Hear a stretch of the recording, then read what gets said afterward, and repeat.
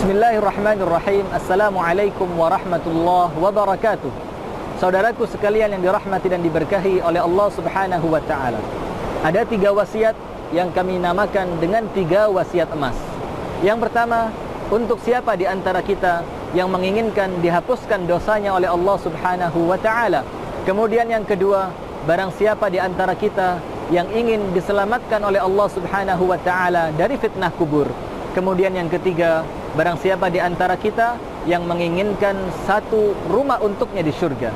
Yang pertama, Imam Muslim meriwayatkan dalam hadis yang sahih, Rasulullah sallallahu alaihi wasallam bersabda, "Man qara'a fi yaumihi subhanallahi wa bihamdihi 100 marrah, huttat khatayahu wa in kanat mithla zabadil bahr." Barang siapa di antara kalian yang membaca subhanallah wa bihamdihi dalam satu hari 100 kali, maka Allah Subhanahu wa taala akan hapuskan seluruh dosanya, walaupun dosa itu sebanyak buih di lautan. Saudaraku yang dirahmati oleh Allah, subhanallah wa bihamdihi 100 kali tidak menghabiskan waktu kita kurang dari 2 menit. Kemudian yang kedua, saudaraku yang dirahmati oleh Allah, barang siapa di antara kita yang menginginkan oleh Allah Subhanahu wa taala diselamatkan dari fitnah kubur. Diriwayatkan oleh Abi Dawud dalam hadis yang sahih, Rasulullah sallallahu alaihi wa ala alihi wa sahbihi wasallam bersabda, "Inna fil Qur'ani 30 ayat syafa'at li sahibiha hatta ghafarallahu lahu, tabarakalladzi biyadihil mulk."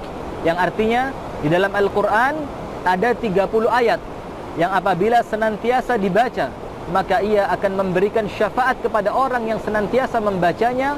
Surat itu adalah Tabarakalladzi biyadihil mulk, surat Al-Mulk. Kemudian Abdullah ibnu Abbas radhiyallahu ta'ala anhu wa ardahu mengatakan, barang siapa membaca surat Al-Mulk ini 1 kali dalam 1 hari, maka ia akan diselamatkan oleh Allah Subhanahu wa ta'ala dari fitnah kubur. Bacaan surat Al-Mulk ini, apabila kita baca dengan bacaan yang biasa, maka hanya membutuhkan waktu 3 menit. Kemudian yang terakhir, saudaraku yang dirahmati oleh Allah, barang siapa di antara kita yang menginginkan satu rumah di syurga.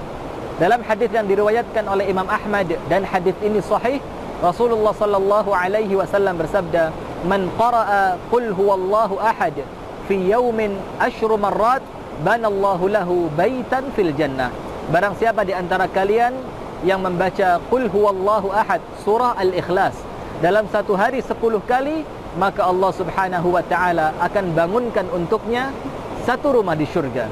Sehingga saudaraku sekalian yang dirahmati dan diberkahi oleh Allah, 3 wasiat ini, pengampunan semua dosa, kemudian diselamatkan dari fitnah kubur, kemudian dibangunkan untuk kita satu rumah di syurga, hanya cukup dengan waktu 5 menit di setiap harinya. Subhanallah wa bihamdihi 100 kali.